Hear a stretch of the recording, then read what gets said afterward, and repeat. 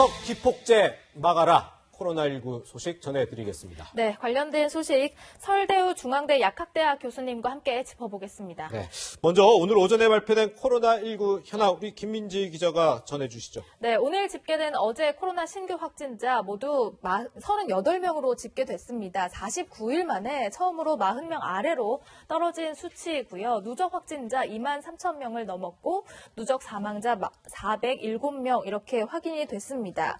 교수님, 일단 방역당국에서는 추석 연휴 전에 확진자 수를 100명 아래로 내리는 게 목표였는데 지금 이 정도라면 어쨌든 방역당국의 목표는 좀 이룬 거다 이렇게 볼 수 있을까요? 네, 그렇게는 볼 수 있습니다. 일단 100명 이하로 떨어진 거는 맞는데요. 네.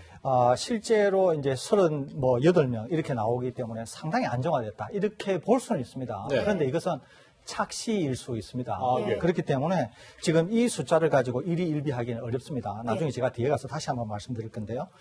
거기에다가 앞으로 검사 건수의 변화가 있을 수 있기 때문에 네. 제가 늘 말씀드리는 대로 수, 목, 금, 토 숫자가 중요하다 그랬거든요. 예. 그래서 네. 좀 더 지켜봐야 될 것 같고 여전히 아직 안심하기는 이르다 이렇게 볼 수 있습니다. 네. 네.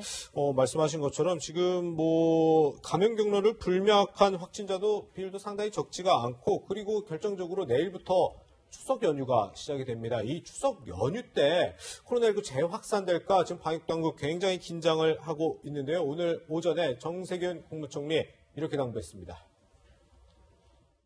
내일부터 닷새간의 추석 연휴가 시작됩니다. 평소 같으면 설렐 명절이지만 지금은 살얼음판을 걷는 심정입니다. 하반기 우리 경제와 사회의 정상화가 이번 추석 방역의 성패에 달려있기 때문입니다. 아직도 고향 방문이나 여행을 고민하는 분이 계신다면 집에 머물러 주실 것을 마지막으로 간곡히 당부드립니다.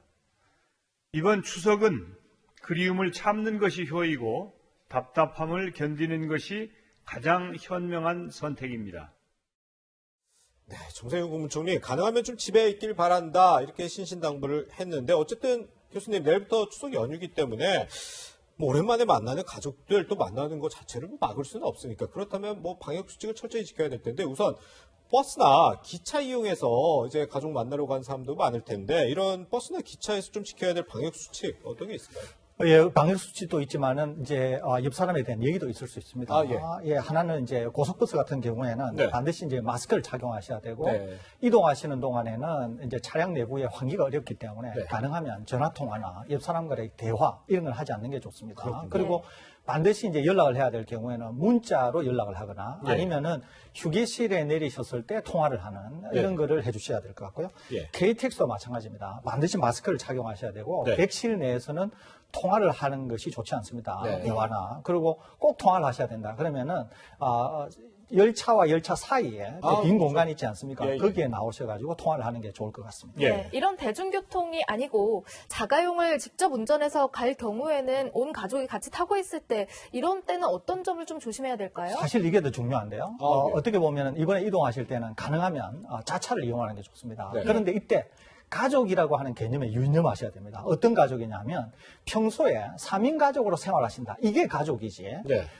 이 가족과 나의 형제, 평소에 생활을 하지 않던 가족이 모인다. 이게 굉장히 위험할 수 있거든요. 예. 그리고 심지어는 가는 방향이 같다. 그래서 이웃하고 같이 간다. 이거 굉장히 위험할 수 있습니다. 네. 그리고 제가 말씀드린 대로 가족이다. 3인 가족이다. 그러면 3인 가족이 타고 갈 경우에는 심지어는 마스크를 착용 안 하셔도 됩니다. 예. 가족은 늘 같이 생활하기 때문에. 그리고 중간에 이제 가실 때 휴게소에서는 지금 음식을 사서 오실 수만 있지 그 휴게소에서는 취식을 할 수 없다는 점. 이 그게 점도 오늘부터 달라지는 거죠? 그렇습니다. 그렇기 때문에 취식을 할 수 없다는 점, 그것도 유념하셔야 되고, 휴게소 내에서도 사람이 많이 모이는 것은 위험할 수 있기 때문에 화장실을 이용하는 등 그럴 때는 반드시 마스크를 착용하시고 비누로 손을 씻는 그런 것들을 굉장히 주의하셔야 될 것으로 생각이 듭니다. 네. 네. 이 자차를 이용해서 가더라도 방금 그래픽으로도 나왔지만 휴게소에서는 취식은 안 됩니다. 실내에서. 포장만 가능하니까 이 점 좀 유의하셔야 될 것 같고 그리고 이제 날씨가 참 이제 가을이고 좋아져서 사람이 없는 곳으로 좀 등산이나 산책 가는 분들도 있을 것 같아요. 뭐 집에만 있기 어려울 경우가 있을 수 있잖아요. 그럴 때 또 어떤 방역 수칙을 지켜야 될까요? 예, 우선은 사람이 많이 모이는 곳은 위험합니다. 네, 네. 그리고 사람이 많이 모이는 곳은 언제나 마스크를 착용하셔야 되고요. 네. 제가 오히려 좀 권해드리고 싶은 것은 한적한 곳으로 그냥 드라이브를 하면서 코로나 블루를 달래는 이런 방법이 오히려 좋지 않을까 그런 생각이 듭니다. 네, 어쨌든 사람이 많이 모이는 곳에서는 항상 주의해야 한다라는 말씀을 주셨는데요. 코로나19 소식 이외에 이제 또 독감 백신 이야기를 좀 해볼까 해요, 교수님. 이 상온 노출 사고로 그 위험에 빠진 그 독감 백신을 맞은 사람 중에서 몸에 이상 증세가 나타났다는 사람이 발견됐다면서요?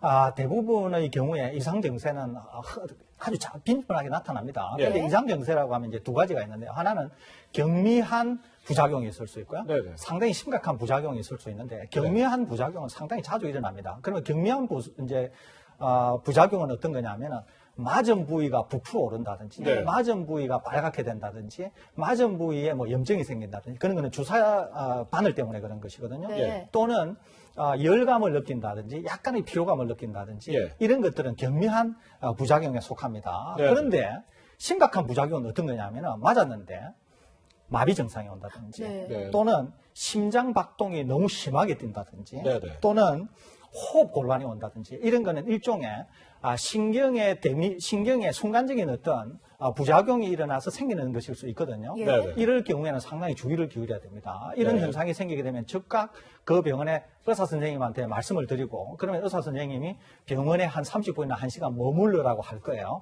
그러면은 그 조치를 따르면서 향후에 어떻게 되는가를 하는 걸 봐야 됩니다. 그런데 경미한 증상은 허다 일어나는 일이니까 그것은 쉽게 없어집니다. 그러니까 그런 데에 대해서는 크게 염려하지 않으셔도 되는데 좀 심각한 거다. 그러면은 반드시 의사 선생님의 지시를 따르는 게 중요하다. 이 말씀드립니다. 그러니까 지금 상온 노출된 독감 백신 접종자 407명 중에 딱 한 명이 지금 주사 맞은 부위에 통증이 있다. 뭐 정보가 좀 제한적이에요. 통증이 있다 이 정도인데 이 정도면 아직은 좀 더 지켜봐야 되는 상황이다 이 얘기인가요? 예, 그렇습니다. 그것 가지고 심각한 부작용이다. 또는 상온에 노출됐기 때문에 그거로 인해서 그 부작용이 생겼다. 이렇게 얘기하기는 어렵습니다. 예. 기본적으로 백신은 그런 정도의 부작용은 만드는 것으로 잘 알려져 있기 때문에 직접적으로 상온에 노출됐기 때문에 생긴 부작용이다. 이렇게 말하기는 어렵습니다. 네. 그런데 지금 코로나19가 유행인 이런 상황에서 독감이 유행하는 시기가 다가오면서 지금 트윈데믹 우려가 커지고 있는 상황이잖아요.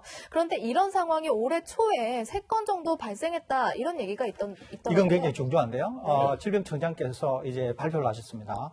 2월 달에 보통 독감이 11월 초순에 시작을 해서 한 5월 초 정도에 끝납니다. 네. 그러니까 우리나라에 신천지 대구교회가 한창 문제가 될 때 그때 2월 말에 우리나라에서 환자가 그 독감에 걸렸으면서 동시에 코로나19에 감염된 사람이 3명이 있었다고 알려져 있습니다. 네. 그런데 중증으로 빠지지는 않았다. 이게 이제 보건당국이 한 얘기인데 이것보다는 오히려 독일과 프랑스 공동연구진이 9월 한 10일경에 낸 논문이 있습니다. 여기에 따르면은 유럽 국가들 중에 벨기에, 이탈리아, 스페인, 노르웨이 상황을 조사를 했는데 예.